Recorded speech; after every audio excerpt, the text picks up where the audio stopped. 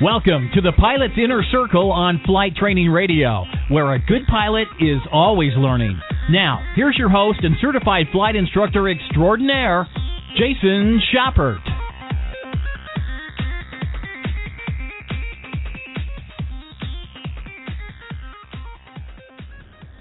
Hey everybody, Jason Schappert here of MzeroA.com, and welcome to the Pilot's Inner Circle, Flight Training Radio, a part of the Pilot's Inner Circle. You might be asking yourself, what the heck is the Pilot's Inner Circle? What is this flight training radio sort of stuff? Well, the Pilot's Inner Circle is an extension of my online ground school, effectively, where members, just by listening to this very podcast, this live radio show you're listening to right now, actually earn FAA Wings credits towards renewing their certificate. Wings credits work simply as like CEUs towards your pilot certificate. So really neat stuff the members are doing in there. If you're interested, you feel like something that you would really enjoy, visit pilotsinnercircle.com to learn more about that. Members also get access to the extended version of this program. What you're listening to right now is the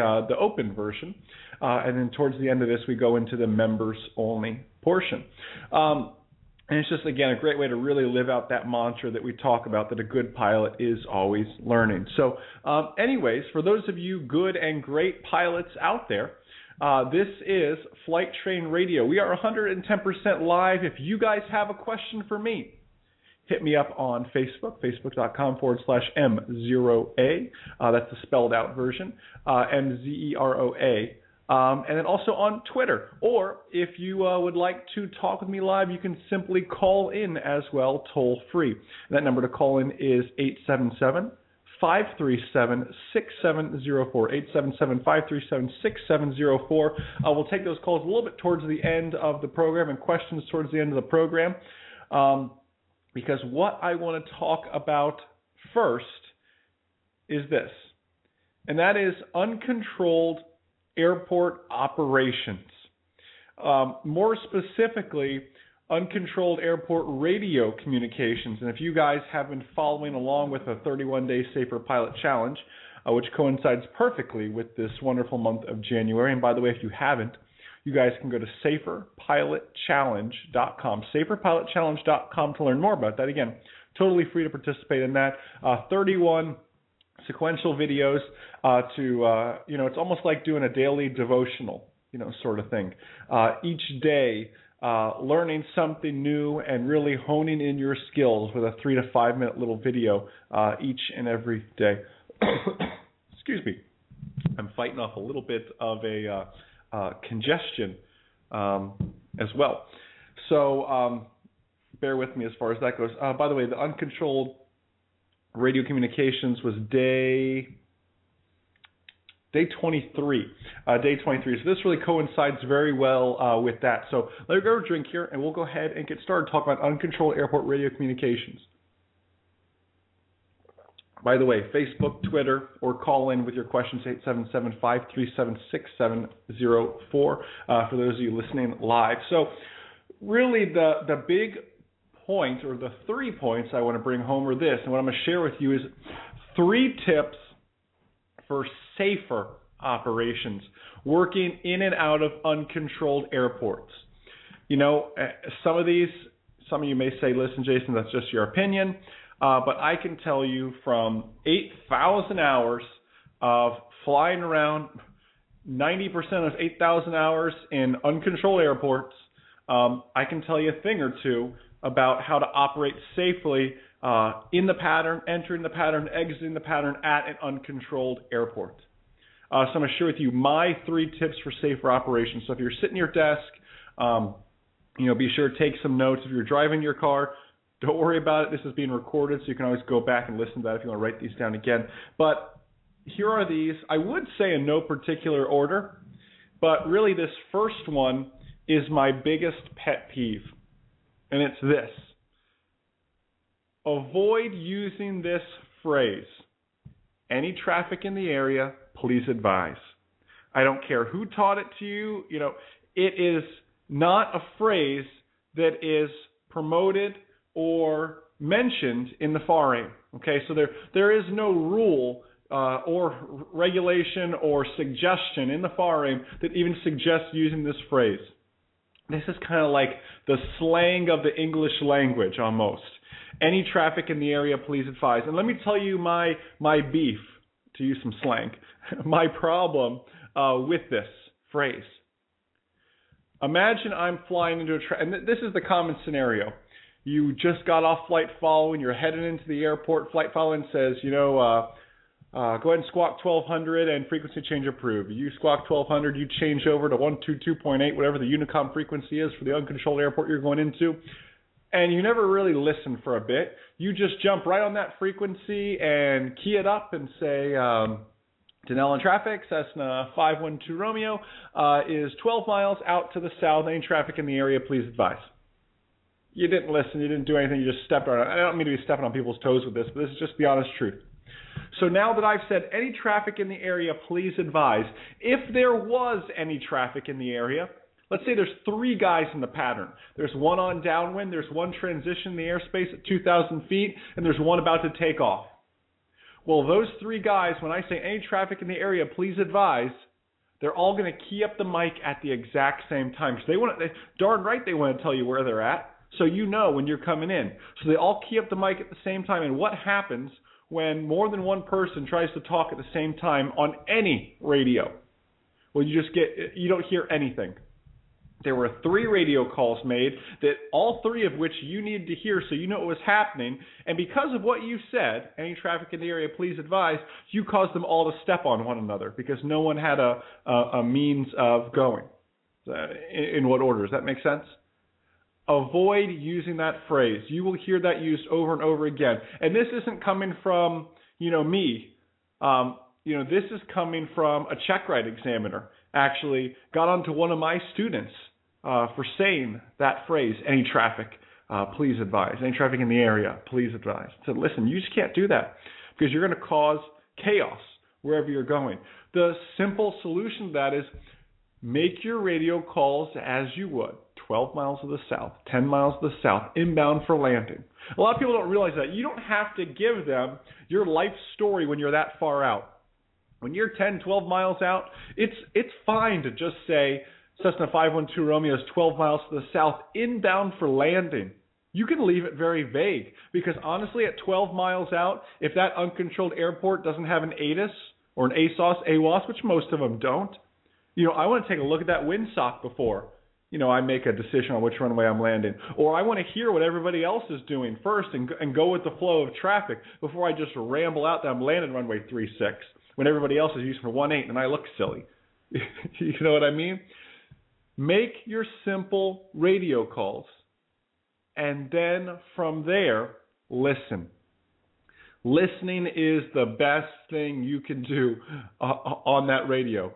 Okay, don't cause a bunch of people to step on each other. Avoid that phrase. Any traffic in the area, please advise. Okay, I'm sorry for stepping on toes. Maybe that's something some of you do. Okay, and you know what? It probably wasn't ever taught to you. It's just something you picked up because so many people do it. You're not alone, so don't worry. But again, let's try to break the habit of using that phrase. All right, and again, guys, any questions you have, whether it's related to what I'm saying on the topic of uncontrolled airport operations and communications, or maybe you have a question that's unrelated but still related to flying and flight training in general, hit me up on the MzeroA Facebook, the MzeroA Twitter, and you can always, of course, call in 877-537-6704. That is how you and I can communicate there. And I'll take all those questions a little bit towards the end. Anything flying related. Doesn't have to be related to this exactly. So that was the first thing, was avoid the any traffic in the area, please advise sort of stuff. Okay, I'm obviously not a big fan of that now. Okay, so let me grab a drink and we'll go ahead and share number 2. Again, pardon me, but this is live and you guys get all the effects of it. As far as that goes. So number 2, this is something I've been teaching a lot to my ground school members, certainly a lot to my Pilots Inner Circle members, which is part of that same ground school you keep hearing me talk about. and that is this: to make your calls while turning. It is easier to spot a turning aircraft, a banking aircraft, than it is to spot a level aircraft when it comes to looking for other aircraft in the pattern. So when I'm turning my crosswind, I do two things. I turn and talk. The two T's, turn and talk. Denellen traffic, Cessna 512 Romeo, turn left crosswind, runway 23 Denellen. Great radio call. And I make it while I'm turning, because where is everybody going to look? When I tell them I'm left crosswind, where are they going to look? Well, they're going to look at the very beginning of that crosswind, where the crosswind hinges with the upwind. That is where your eyes are naturally drawn to if you think about it psychologically. So that's where you're going to initially look. You're not going to look in the middle of the crosswind. Just like if I tell you I'm turning left downwind, you're going to look where the crosswind meets the downwind in our imaginary traffic pattern box here. You're not going to look midfield unless I tell you I'm midfield. Okay? So I like to turn and talk. It's much easier to spot an aircraft that is banking than it is to spot an aircraft that is straight and level. You know what? Maybe initially, for some of my newer pilots, it's just enough to be up there flying the pattern. It's just enough to be flying the pattern and making your radio calls. Eventually, you'll get to the point where you can multitask to turn and talk. A lot of times when you're going from crosswind to downwind, it's the three T's: turn, talk, throttle. I'm turning, I'm talking, and I'm throttling back so I don't blow through my 1,000 feet AGL pattern altitude, whatever that may be. Okay? So make your calls while turning. It's much easier to spot a turning aircraft. Now, that obviously is assuming you can do that. If you're not able to do that right now, that's fine. That's something you can work up to and learn how to multitask as far as that goes. All right? So really, really cool stuff. All right, so the third and final thing, and then we'll go ahead and take a quick commercial break and get to your questions. Again, questions on Facebook, on Twitter. I see I have a few coming in via Facebook and Twitter, or you can simply call in toll-free 877-537-6704. So number 3 is this, and this is going to be a longer one, so let me grab another drink of water here real quick. Number 3 is this: never assume someone is doing what they say they're doing. This is not just true in aviation. This is obviously true in business and life in general. But when it comes to aviation, when it comes to uncontrolled airport operations, and you know what, for that matter, it comes to any airport radio communications, whether it be controlled or uncontrolled, never assume someone is doing what they say they're doing. I'll never forget when we did Flying Across America. For those of you that don't know, my beloved Cessna 150 512 Romeo went from Daytona Beach, Florida, to Catalina Island, California, and back. It took us right around exactly a month, a little bit over a month, flying about 300 miles a day through the mountains, through the desert, through the swamps. It was quite the adventure. Really, you want to talk about becoming a real pilot. I thought I was a good pilot until I went out and did a trip like that, and it was absolutely incredible. But besides the point, we were out flying into the airport of Blythe. You know, I should have done my research to remember where Blythe was, but I can tell you it was in the middle of nowhere. It was in the desert. I want to say Arizona, but it was absolutely in the middle of nowhere. Maybe it was California. Those of you that are local to that area may know. I can't imagine there's too many local to that area because there was absolutely nothing out there. But it was nothing happening. Just desert, cactuses. That's all that was happening. We're coming into this airport, and this other gentleman was making a radio call, and just something in his voice told me I need to pay attention to this guy. Maybe it was a lack of confidence you could just hear, from the radio, and doing, flight instructing with as many hours as we've done it, when somebody's not confident. So I kind of keyed in on the fact that he just didn't sound too confident. And my theory was kind of backed up when he said, I'm 8 miles west of the airport. And then just a few minutes later, calls back and goes, I'm 7 miles east of the airport. And then calls back a little bit. No, I'm 6 miles northwest of the airport. He had no clue where he was in relation to this airport, flying into the same airport I was going to. I'm thinking, this is really, an interesting situation. I was well ahead of him. He was 6-7 miles out. I was 3 or 4 miles out. I'm thinking, you know what? I'm just going to fly my pattern. I'm going to keep it in tight. I'm going to get this airplane down on the ground as soon as possible because this guy has no clue what's happening. And at this point, my head and my co-pilot's head is on a swivel because we're looking around. This guy says he's here, and then he says he's to our right, and then he says he's at 12 o'clock, and he doesn't know where he's at. So finally, he decides he's found the airport, and he's just going to make a straight in, and I'm going to make up a runway because I don't remember the runways they have, but he's going to make a straight in for runway 5. We're like, okay, cool. That's fine. We're on a downwind for runway 5, so that's absolutely no big deal. So we're on downwind for 5. We call return base for 5. We let him know. He says, oh, no big deal. Don't you worry. I'm still like 4 miles on a straight-in final for 5. Sneak right in front of me. Like, okay, we're really watching. We're just staring at the final for 5, and I don't see anything. I'm thinking, I don't think that guy's out there. I mean, we're pretty decent at spotting airplanes. We've been doing it, for the past 2,500 miles all the way over here to this Blythe airport, and I don't see this guy, especially against the red desert. A white airplane should be pretty easy to spot, you would imagine, but didn't see him anywhere. So we're turning final, and we announced that we're short final. We're just thinking, let's get this thing on the ground. Let's get the heck out of here. And as soon as we turn final, we are staring right into a Cessna 172 landing light who's probably on really about a mile final for the opposing runway. In this case, let's say it was 2-3. We're on a short final for 5. He's on a final for 2-3. And, finally I get on the radio and, I ask the guy, what does your compass say right now? He goes, oh, well, it says 230. So, oh, you're on final for runway 5. I had to be polite with the guy, So we end up and say, listen, you just land your airplane. Be careful because you have a tailwind, but we're going around. And ended up going around, let that guy get on the ground, and we landed, got our fuel, said hi to the guy. He was very, very nice. He was a student pilot on his first solo cross country. Again, he was learning. There's absolutely nothing wrong with that. Where a good pilot is always learning, and he learned something that day. But I learned something that day too, and it was to never assume someone is doing what they actually say they're doing. I mean, we've all been on the radios when you hear somebody say they're 5 miles to the west, and then next thing you know, they back and say, no, I mean 5 miles to the east. And those are the kind of people you key in and go, okay, you know what, these guys unfortunately don't have any idea where they're at. And I need to keep a close eye on what they're doing. Never assume they're doing what they really say they are actually doing. Uncontrolled airport operations, you've got to be so vigilant. You know what? Towered operations, still the same.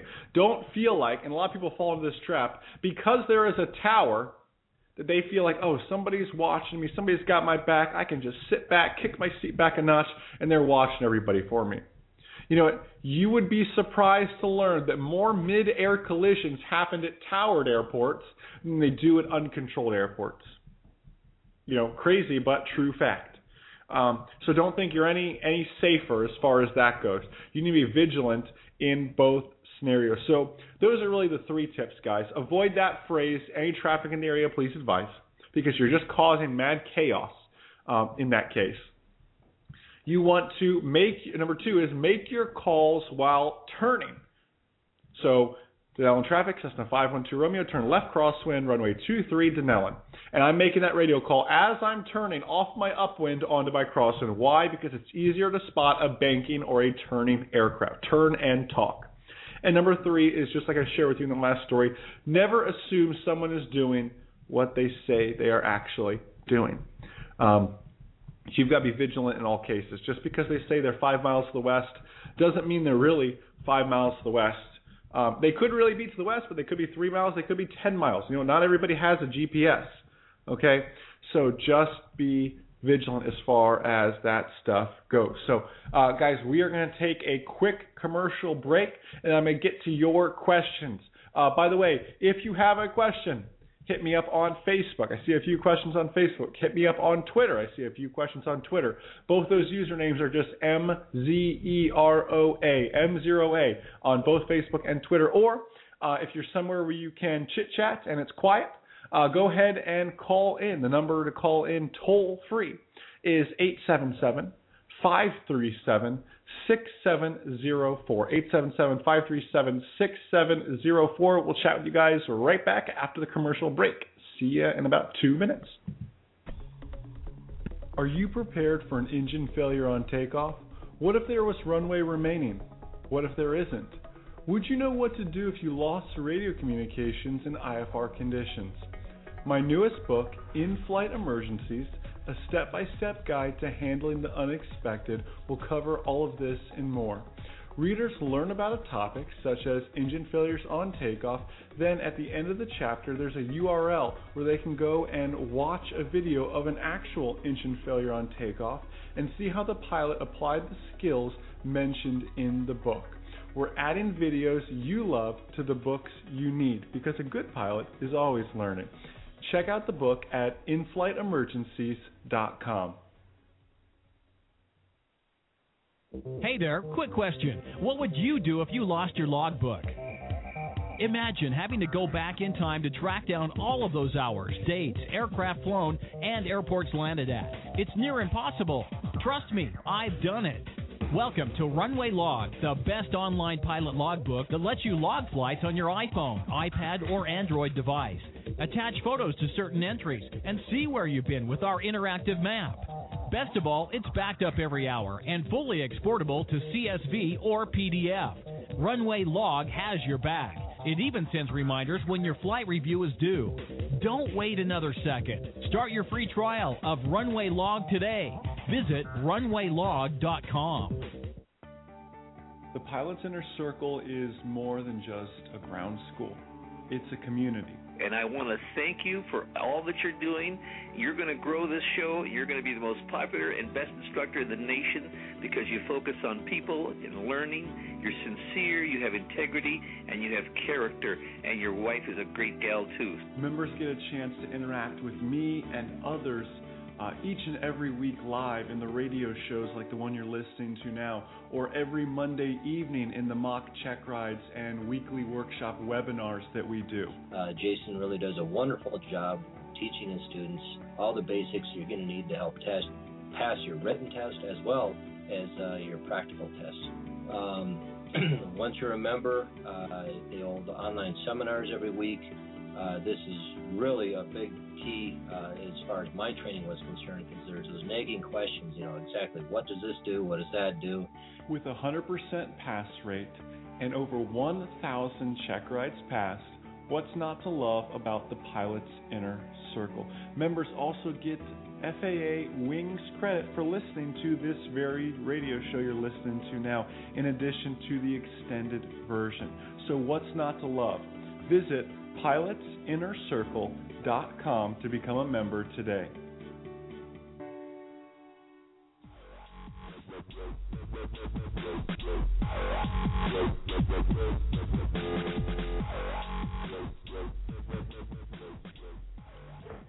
Alrighty guys, Jason back with you here, getting some doing some refreshing here to make sure I've refreshed the wrong window there. Make sure everything is good as far as that goes, and grabbing your questions. You have a few via Facebook, a few via Twitter. Again, if you want to call in, you still got time to call in 877-537-6704. Even if you just want to call in and say hi or update us on how the heck your flight training is going. Always good to hear from you guys. So some questions here. Diana and Matt have similar questions. I'll read them both here. Matt asks, how do you respond to any traffic in the area? Please advise when you hear it. Diana also posted a similar comment via Facebook, since it's not a good practice for pilots to ask area traffic to advise. If you're in the pattern and you hear it, what the heck should you do? Well, guys, both very, very good questions. And I'll just explain to you what I do in that situation, because honestly, it happens on a day-to-day basis. I simply don't feed into that game at first. An airplane calls up, Denali area traffic, Cessna 1234, 12 miles to the south, inbound for landing, any traffic in the area, please advise. And I do what anybody should do, and that's simply just wait. Because if there is madness to ensue, and 9 times out of 10, there is going to be madness to ensue because two people are going to step on one another, and it's going to be all garbled and sound like, aliens are trying to come down, out of their aircraft because the hideous noises it makes, the kind where you have to pull your headset off your ear for a second because the engine noise is more pleasant to hear than that screeching noise. Those of you who've done a lot of flying know exactly what I'm talking about. Once all that is done, I simply look for an excuse to make a radio call. If it happens to work out, I'll simply say, I'm turning left cross, I'm turning left downwind. Sometimes a good excuse to make a radio call is I like to call a midfield left downwind sometimes. Call a downwind twice. I call it when I'm turning, and if it's very busy, or if someone is coming in and wants to know where I'm at, because think about it, a downwind is your longest leg. After you turn downwind, in a Cessna 150 at least, after you turn downwind in my little Cessna 150, there's a 2 to 3 minute time gap between turning downwind and when I'm ready to turn base and make that radio call. So if you just tuned up the frequency, and you missed my initial call, it's going to be 2 or 3 minutes, and next thing you know, I'm on base, and they feel like, wow, where'd that guy come from? So sometimes I go out of my way to make a Denellen traffic, Cessna 512 Romeo midfield, left downwind, runway 23, Denellen. Really enunciating and going out of my way to let them know I'm another good excuse, midfield, or is a beam the numbers. Denellen traffic, Cessna 512 Romeo, beam the numbers 23 for a full stop landing, runway 23 at Denellen. Something like that. Looking for other excuses, again, because downwind is your longest leg. Other than that, I will very, very rarely do I call the upwind. People get on to me sometimes for calling the crosswind. Oh, Jason, that's an unnecessary radio call. I look at it as, so you're telling me you want me to call my takeoff and not make another radio call till I turn downwind? So I'm going to do a climbing left turn to 700 feet AGL and have not talked to anybody? Do you understand how long it takes my airplane to take off and make a climbing left turn to 700 feet AGL? It's going to be 4 minutes before you hear from me again. You're going to think I'm long gone. And next thing you know, here I am on a downwind. I like to make as many radio calls as possible as long as I'm not stepping on anybody's toes. So that's kind of how I look at it from there. So Diane, Matt, good questions. Let me just refresh this, make sure there's nothing coming in. Let me double check my email too. And again, if you guys have any questions, I am more than happy to answer them via email. Maybe you're thinking about them a little bit later.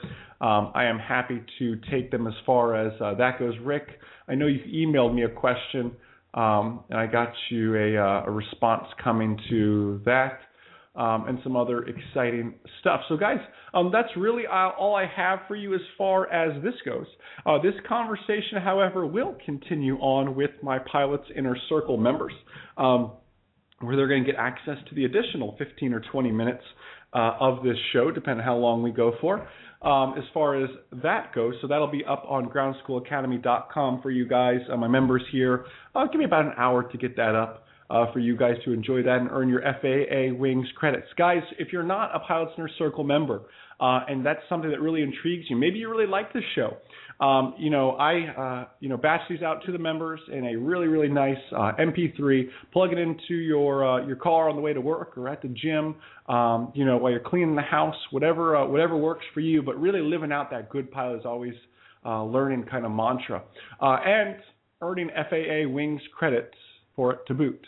Sure doesn't hurt. So if you guys want to check that out and I think membership is right for you, go ahead and check out pilotsinnercircle.com to learn more about that. What else? Also, wrapping up the Safer Pilot Challenge this week. It's never too late to start, though. Go to saferpilotchallenge.com. They are a 31-day free video series, day by day, becoming a safer pilot. With that series, today's will be up shortly. It's on VOR navigation. You are not going to want to miss that one. That is probably a lot of effort went into that video, and really, really, if you ever struggle with VOR navigation, that is a good one to watch. So that is that. What else? Aviation Seminar at Sea is now booking. Second annual out of Fort Lauderdale on the beautiful Oasis of the Seas by Royal Caribbean, hitting up the Bahamas, St. Thomas, and of course Airport Beach in St. Martin. If you guys want to see our video from last year, visit aviationseminaratsea.com.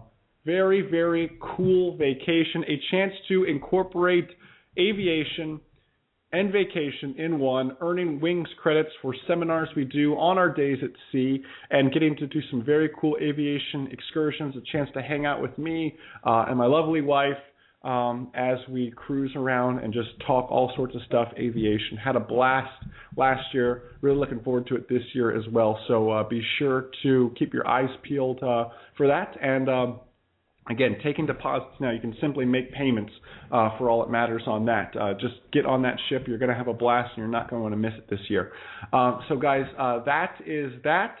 Double check there's no more questions. But other than that, guys, just thank you, so much for everything you guys do. You guys don't understand what a huge blessing you are to myself and my beautiful bride.